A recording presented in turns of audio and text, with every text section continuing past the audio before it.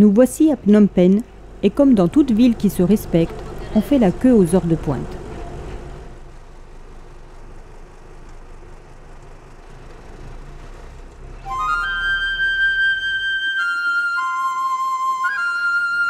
Mais, en plein centre-ville, l'hôtel Villa Lanka est un havre de paix.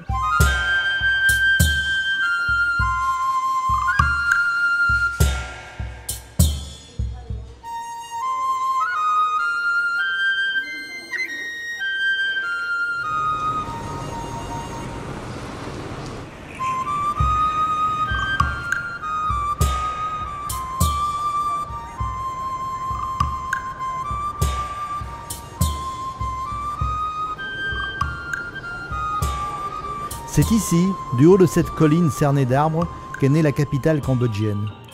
Les annales du Cambodge relatent qu'en 1372, Don Pen, une riche veuve, vivait sur cette colline dominant le lac Tonlé Sap. Un beau jour, un arbre contenant 4 statues de Bouddha fut charrié par les eaux de la rivière jusqu'à Madame Pen, qui s'empressa de construire un petit temple pour accueillir les objets sacrés.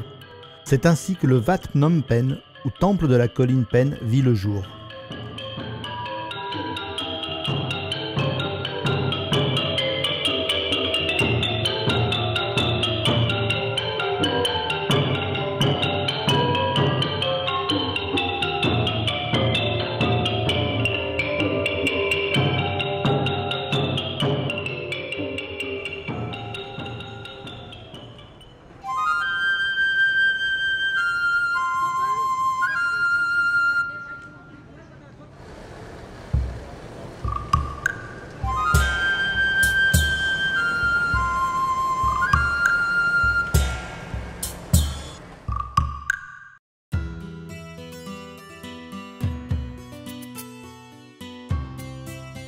Construit en 1866 par le roi Norodom, le palais royal est aujourd'hui la résidence de Sa Majesté Norodom Sihanouk, roi du Cambodge.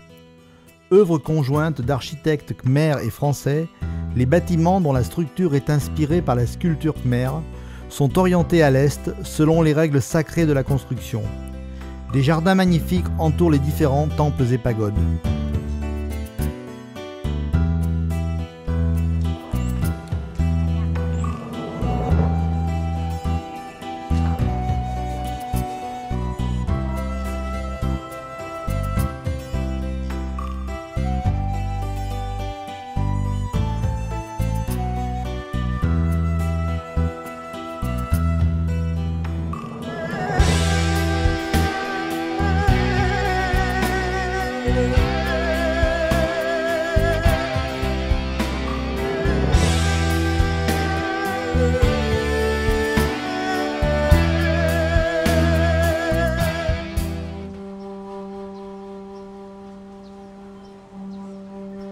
Qui aurait pu imaginer que cette banale école, construite du temps du protectorat français, serait un jour synonyme d'horreur?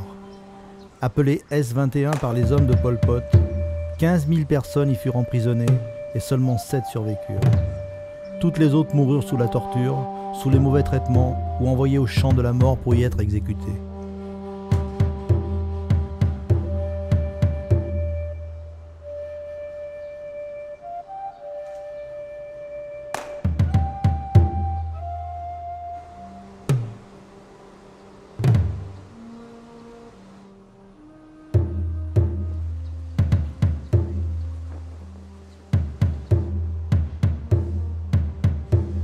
À l'intérieur, des photos à l'infini des victimes sont là comme pour mieux saisir l'ampleur du génocide et ne pas oublier.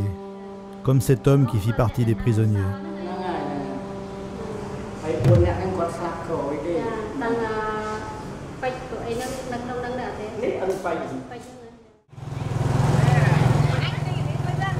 C'est parti pour un tour en tuk-tuk. Pour 1 ou 2 $, rien de mieux pour parcourir la ville avec ses rues grouillantes et ces marchés permanents où évolue le Cambodge d'aujourd'hui.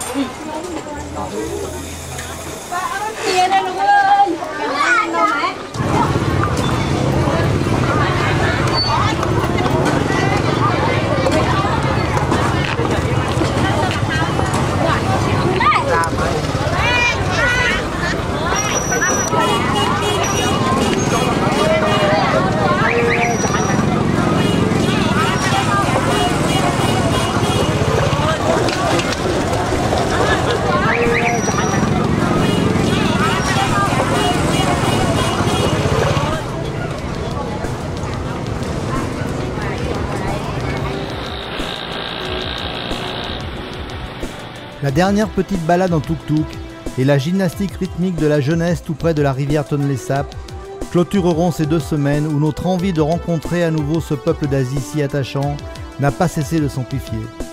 On vous donne rendez-vous pour le Laos très bientôt.